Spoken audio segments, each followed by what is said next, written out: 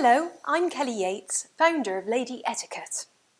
Here at Lady Etiquette, people become the best version of themselves by developing grace and confidence in any social situation.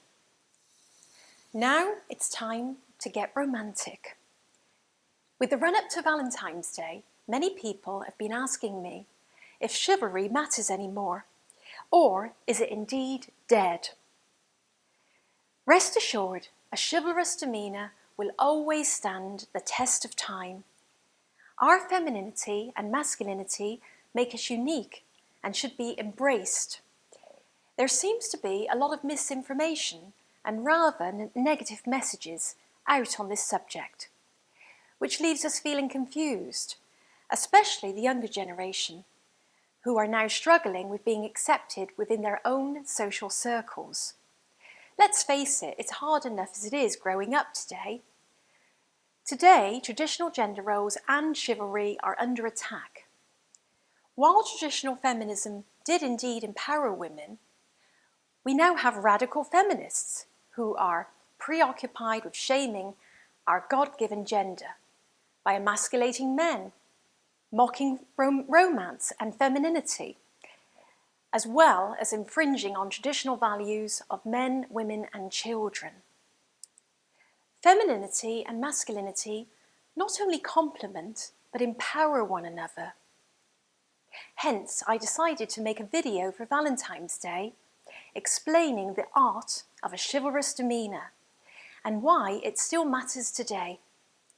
I'm assisted by Victoria Isernia and John Tibbetts, who graciously took the time to demonstrate these chivalrous acts, and are also talented opera singers who together produce and perform opera events.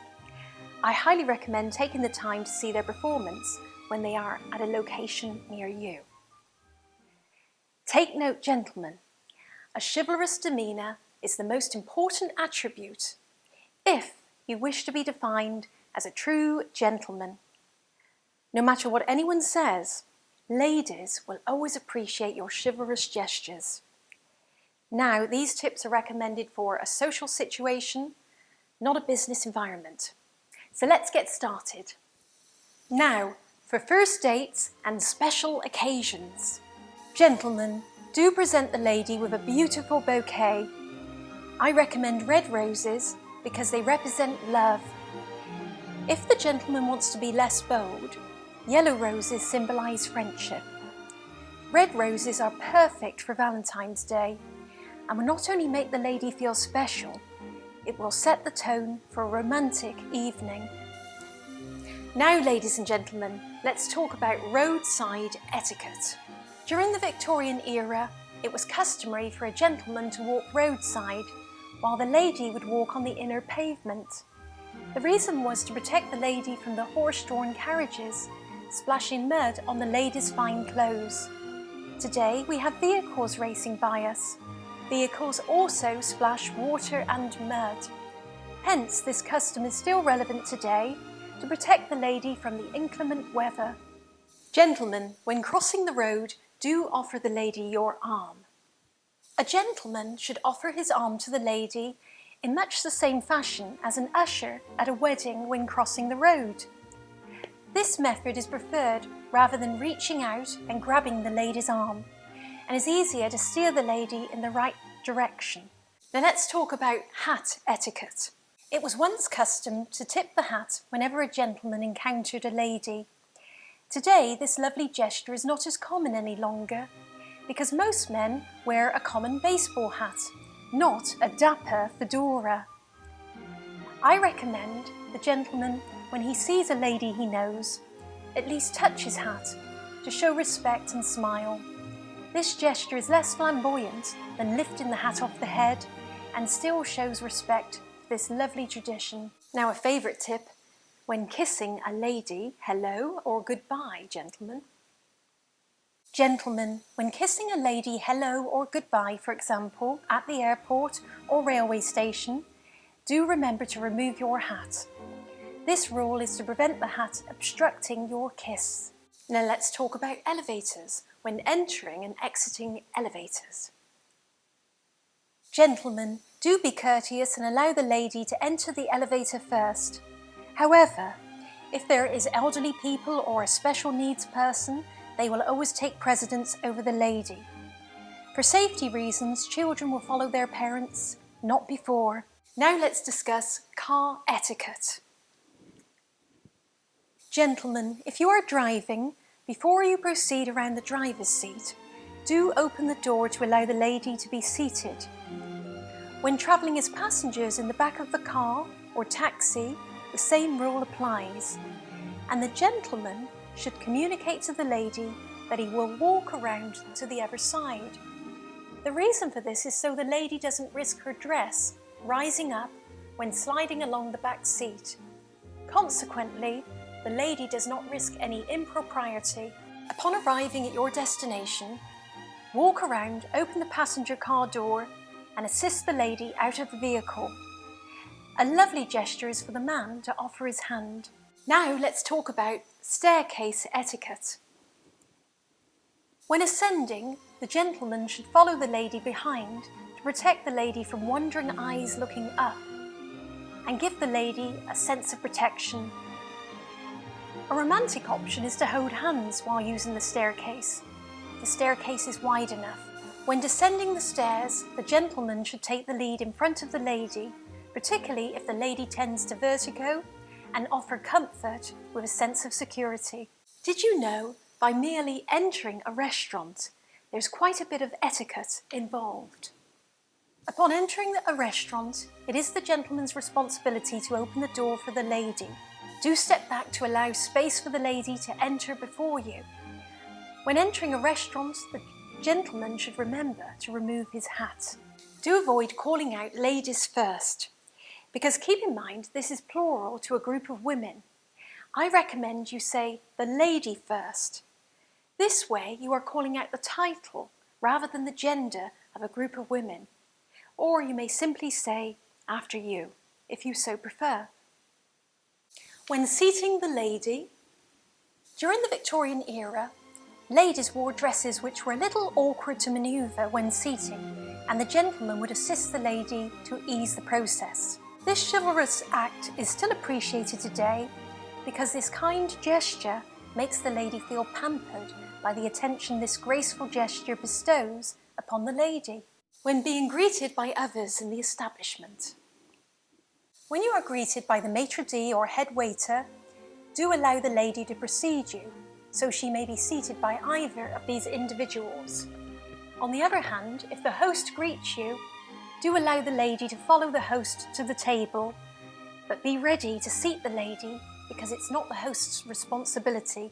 And of course, when ordering meals in restaurants. Upon ordering meals, the old etiquette rule was for the gentleman to order the meal for the lady. In today's Western culture, I feel this is outdated and can be deemed too much and can risk being perceived as demeaning to the lady and the waiter or waitress. I know this from first-hand experience. I once served a well-known celebrity who would not look at me while I stood in front of her when I asked if she was ready to take her order. The celebrity ignored me and looked at her assistant while standing next to me to give her order, without even looking at me standing in front of her. Needless to say, it felt a little strange to say the least. It is perfectly fine for each of you to give your order to the waiter or waitress. If you do decide one of you will order the meal, make sure you get the order from your partner before the waiter arrives at the table, so the waiter does not feel slighted in any way. The gentleman stands for the lady. Etiquette dictates a gentleman should rise whenever a lady rises or enters a room and stops to speak at the dining table. However, today, I think this can be perceived as a bit contrived, and you don't want to come across as a jack-in-the-box. With that said, this is a classic gesture that should still be acknowledged, and I recommend a gentleman rise when he greets the lady or people briefly visit the dining table. It's unnecessary to rise if the lady is to excuse herself to use the powder room, knowing she will be returning momentarily, unless you so wish. Who pays the check? By the way, we call it bill in England. Etiquette dictates that it's the host's responsibility to pay for the meal. If the gentleman has invited the lady out for dinner, it is indeed the gentleman's responsibility to pay for the meal. Remember, it would never be deemed romantic for the lady to pay for a candlelit dinner. The lady should not make a fuss and pull her purse out at the table. This will only cause confusion and discomfort and show poor etiquette. Gentlemen, always assist your lady with her coat. Upon leaving the restaurant, gentlemen, do be attentive and kindly assist the lady with her coat. Ask the lady if she wishes for the coat to be draped over her shoulders or worn as a coat. Now, leaving the establishment gracefully.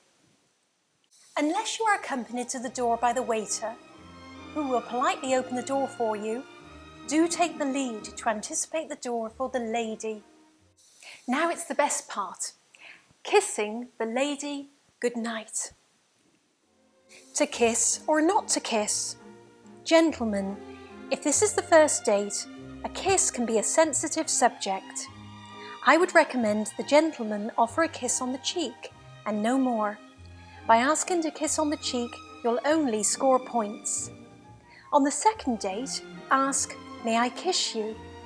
This way, it's the lady's prerogative, so she may offer her cheek or her lips. Now, ladies and gentlemen, do consider for a moment, dating is a courtship, not a race to the finish line. Finally, ladies, do keep an air of mystery. This will only make you more desirable, I promise you.